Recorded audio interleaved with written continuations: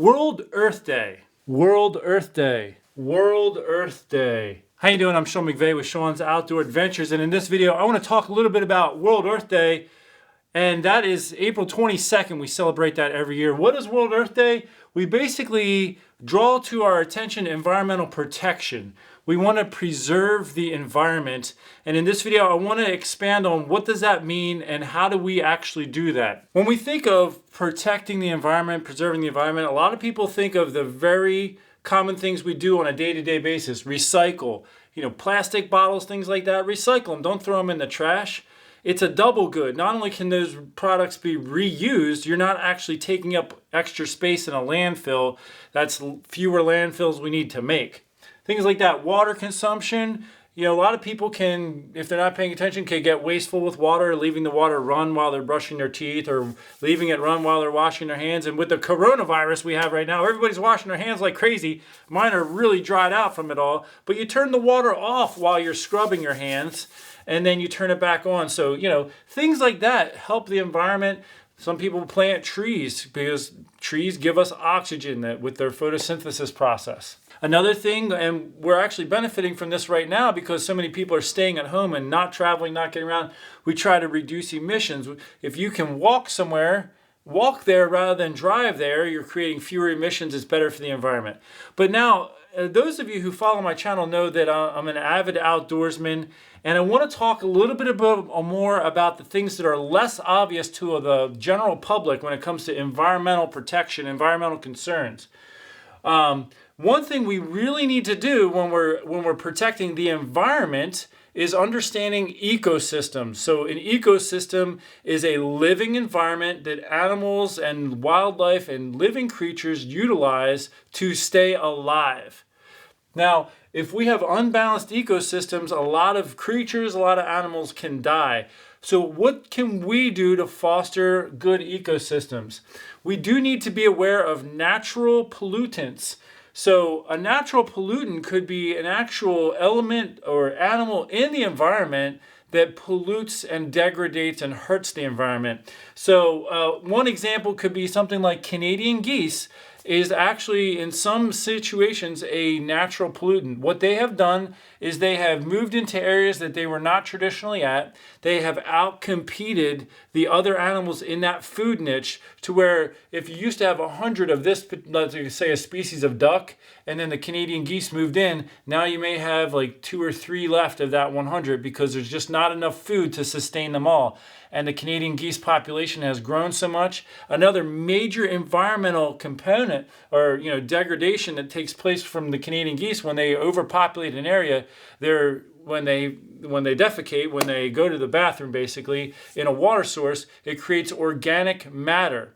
And what happens is that will cause an algae bloom, and then the algae will die. That dead organic material will increase the bacteria in the area. The bacteria that's eating that dead organic material will starve the oxygen from the water source and actually kill the fish. So you could see a whole big flock of Canadian geese and think, oh, there's some Canadian geese. But really, they could really be doing some massive damage on that ecosystem with other animals that used to live in that environment, whether it's a type of fish that can no longer survive because there's not enough oxygen in the water, or another species of bird or animal that uses the same food sources. So things like that. What can we do to help sustain a good ecosystem?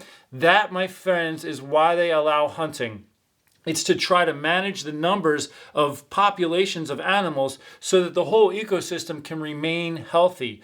Habitat management is what I'm referring to. You have a generalist, which is something like a deer. A deer can live and thrive in many different living arrangements. You could see them in very populated areas where people live and they can eat the people's plants and things like that. Or you can see them out in the middle of a forest, a very wild forest, things like that. So they can survive just about anywhere and they can adapt to food sources. Now, what often happens with the deer is, especially when food sources begin to deplete, they'll take over food sources and other animals again will begin to die from starvation or get moved out of that area because there's not enough food to go around. So that is why management is necessary. So a huge part of Environmental Earth Day, World Earth Day, really rests in the hands of people who help manage the ecosystem. And even someone like a hunter is someone who participates in the management of animals. Now, I used to live in the state of Pennsylvania, and the state of Pennsylvania used to keep the deer population as high as possible to try to encourage hunters to buy a hunting license, and that's how they paid for the salaries for those who manage the wildlife. What happened is, because they had the deer population above the carrying capacity, so right here I have the words carrying capacity. That is, the carrying capacity is how much food is available in a habitat to support wildlife.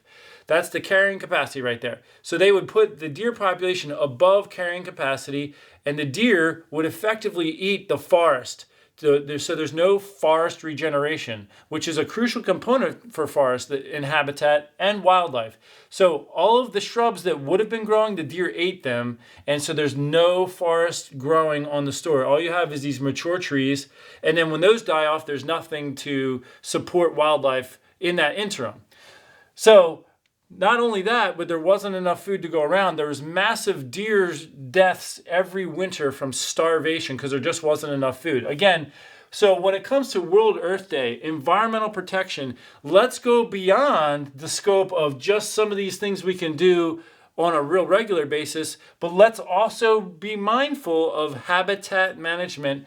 And there are people out there who are animal rights activists, and that's great that we love our wildlife and our animals, but we have to look beyond certain elements. Like hunting is a necessity to help keep a balanced herd, a balanced deer ratio for habitat, so that other animals can also survive, so that the forest can regenerate.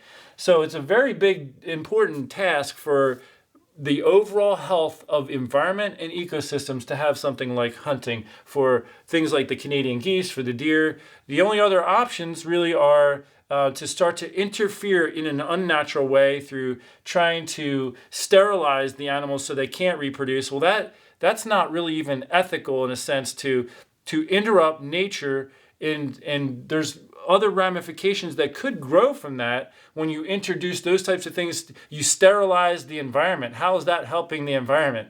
So when you have something like hunting, whether it's Canadian geese or deer, people can benefit by consuming that. That feeds families. I know because I'm one of them. Our family eats the animals that we harvest. So in hunting, families benefit and ecosystems benefit. When we start to try to manage these things in unnatural ways, then it becomes problematic for the whole ecosystem. Starlings, I put them up there. They're a natural pollutant. They have outcompeted other birds. It's a very sad situation when you see a bird no longer be able to survive in its own habitat because evasive species that were not there originally, are introduced to that environment, and then they take over a food niche. So this is some things I wanted to draw to your attention as we celebrate World Earth Day.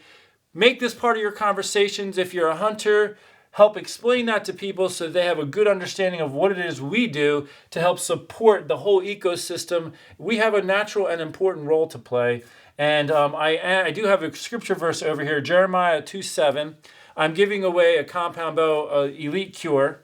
This is it right here, the Elite Cure, brand new. I will be giving this bow away in the month of August. I'm putting a scripture verse in each video that I upload, and in August I'm going to probably call one of my subscribers on my newsletter from my website, on my website newsletter, and I'll say, hey, what was the scripture verse from a particular video? Whether it's the video on World Earth Day, what was the scripture verse? Well, you'll tell me what that verse is and what it was about, and if you can do that, you will win this gorgeous Elite Cure.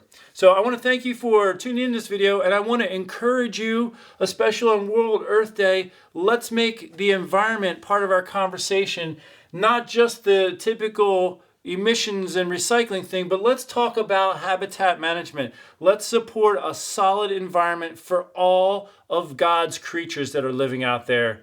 And I want to thank you again for tuning in. Until next time, take care and God bless.